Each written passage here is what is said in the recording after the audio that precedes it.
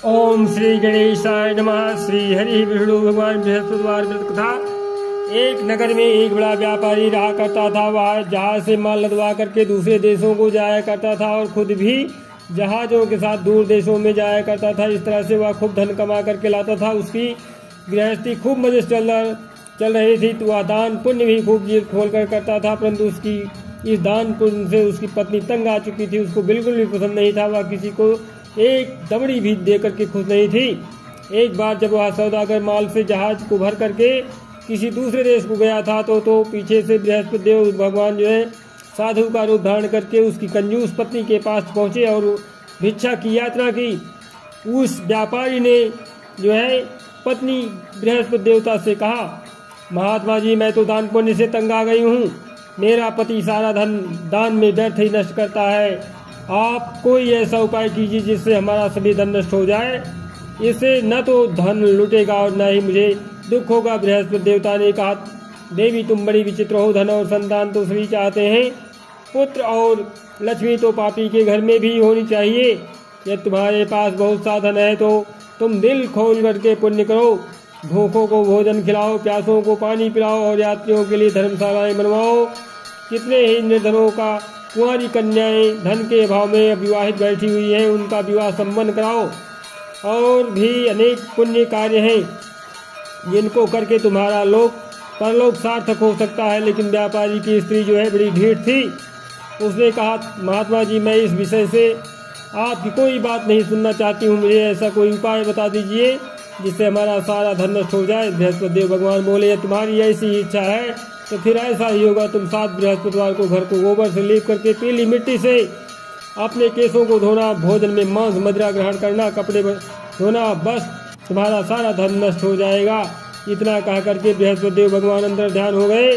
उस औरत ने बृहस्पति देवता के कहे अनुसार 7 बृहस्पतिवार को ऐसा ही करने का निश्चय किया। किंतु 6 गुरुवार बीतने पर ही उस स्त्री का संपूर्ण धन नष्ट हो गया और वह स्वयं भी परलोक सिधार गई। उधर जो है माल से भरा उसका पति जहाज द्वारा जो है समुद्र के मार्ग से आ रहा था और उसी में डूब गया। उसने बड़ी मुश्किल से लकड़ी की तख्तों पर बैठ करके अपनी जान बचाई। वह रोता धोता अपने नगर में वापस पहुंचा। वहां जाकर के उसने देखा कि उसका सब कुछ धन नष्ट हो गया है। उस व्यापारी ने अपनी पुत्री से सब समाचार पूछा। लड़की ने पिता को उस साधु बृहस्पति देवता वाली पूरी कहानी कह दी। उसने पुत्री को शांत किया। अब वह दिन प्रतिदिन जो है जंगल में जाया करती थी। वहाँ से लकड़ियाँ चुन लाता था और वह उन्हें ले जा करके नगर में बेच करके अपनी जीविका चलाने लगा। मगर वह गुजारा बड़ी मुश्किल से हो पाता था। एक दिन उसकी पुत्री से जो है दही खाने की इच्छा प्रकट की, लेकिन व्यापारी के पास इतना पैसा नहीं था कि उसको जो है 2 पैसे दही ला करके देता। लकड़हारा उसे आश्वासन दे करके जंगल में जा करके एक वृक्ष के नीचे बैठ करके अपनी पूर्व दशा को विचार करके रोने लगा। वह गुरुवार का दिन था। बृहस्पतिवार भगवान बृहस्पति देवता उसकी यह अवस्था देख करके साधु का रूप धारण करके उस व्यापारी के पास आ पहुंचे और कहने लगे, लकड़हारे तो इस जंगल में किस चिंता में बैठा है? व्यापारी ने उत्तर दिया, महाराज, आप सब कुछ जाने वाले हैं।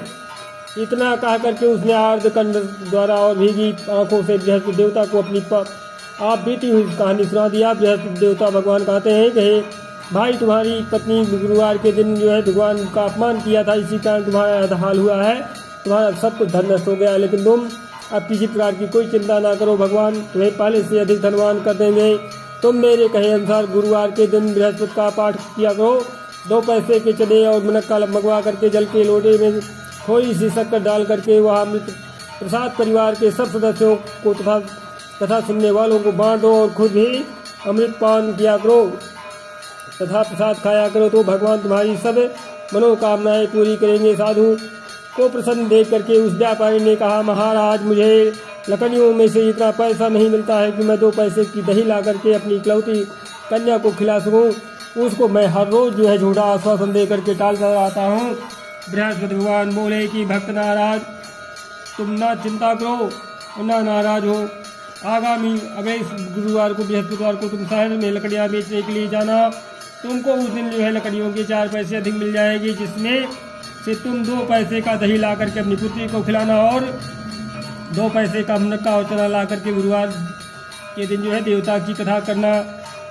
जल में जरा सा शक्कर चीनी डाल करके अमृत बनाना और कथा का प्रसाद जो है सब में बांट देना और खुद भी खाना, तुम्हारे सब काम सिद्ध हो जाएंगे। इतना कह करके बृहस्पति देवता अंतर ध्यान हो गए। गुरुवार के दिन उस व्यापारी ने जंगल में से लकड़ियाँ इकट्ठी की और शहर में बेचने के लिए गया। उसको जो है उस दिन 4 पैसे अधिक मिले, जिनमें से 2 पैसे की दही ला करके उसने अपनी लड़की को दिया और 2 पैसे के चने और मुनक्का ला करके अमृत बना करके प्रसाद बांटा और प्रेम से खाया। उसी दिन से उसकी सब कठिनाइयाँ दूर हो गई।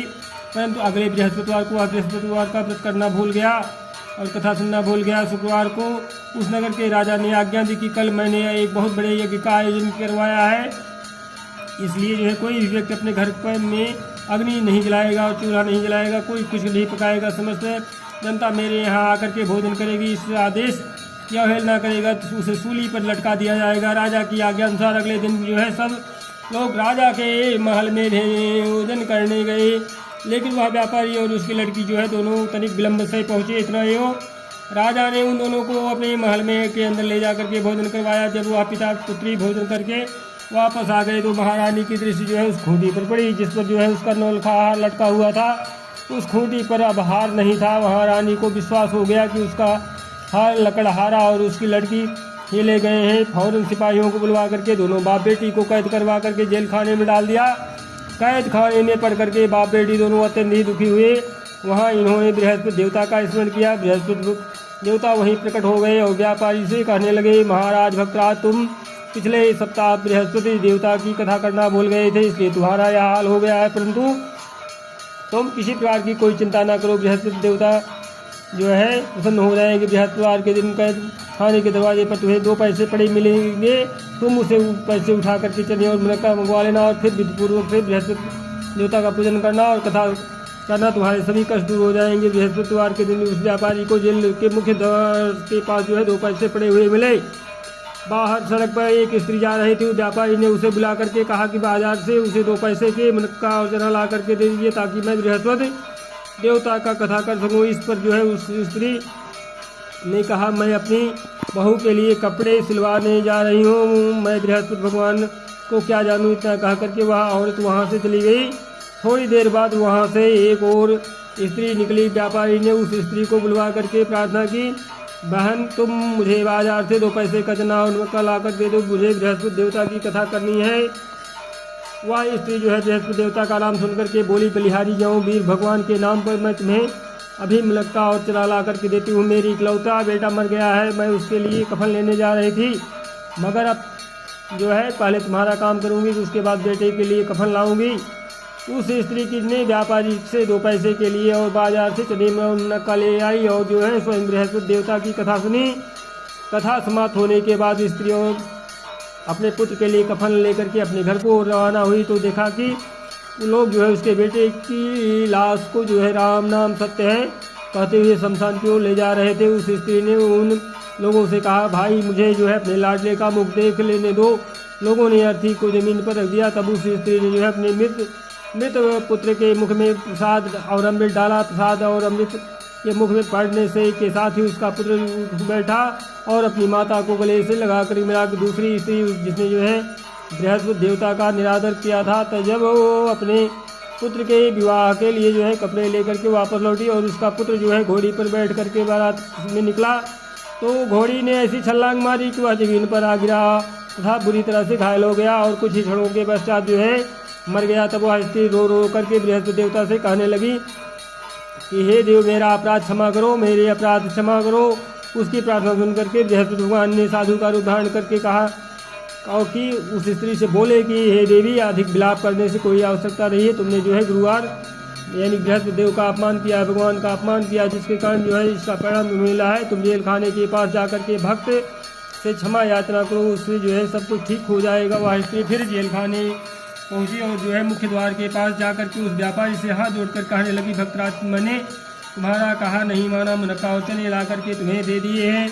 इससे जो है गुरुवार देवता मुझसे नष्ट हो गए हैं, जिसके कारण मुझे मेरा इकलौता लड़का घोड़ी से गिर करके मर गया है। व्यापारी ने कहा, माता तू चिंता मत कर, बृहस्पति देवता का सब कल्याण करेंगे। तुम अगले गुरुवार को जो है अगले बृहस्पतिवार को देवता की कथा सुनना। तब जो है अपने पुत्र के शव को जो है फूल और इत्र और सुगंधित घी पदार्थों में रख दो।